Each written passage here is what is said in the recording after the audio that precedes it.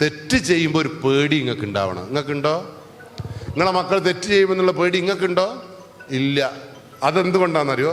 അതാണ് ഞാൻ നിങ്ങളോട് ഇന്ന് കമ്മ്യൂണിക്കേറ്റ് ചെയ്യാൻ ചെയ്യുന്നത്, ഉദ്ദേശിക്കുന്നത്. ഈ മക്കളല്ല പ്രശ്നക്കാർ, നിങ്ങൾ മാത്രമാണ് പ്രശ്നക്കാർ. പിന്നെ ഞാനും, പിന്നെ കുറച്ച് പഞ്ചായത്തും, അങ്ങനെയാണ് പ്രശ്നക്കാർ. എന്തുകൊണ്ടാണെന്നറിയോ? ഇവർക്ക് പ്രശ്നക്കാരല്ല.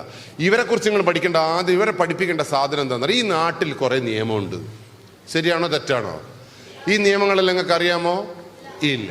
ആടെ പോയി നമ്മൾ പഠിക്കേണ്ടതൊന്നും പഠിച്ചില്ല. ഈ നാട്ടിൽ നിയമത്തിന് വിരുദ്ധമായ പ്രവർത്തനത്തെയാണ് നമ്മൾ കുറ്റം എന്ന് പറയാം. ഓക്കെ, എന്താണ് കുറ്റം?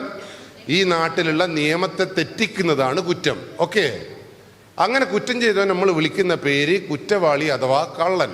ഓക്കെ, കള്ളൻ ശിക്ഷിക്കപ്പെടണം. നിങ്ങൾ മക്കളെ പഠിപ്പിക്കേണ്ടത് എന്തായിരുന്നു?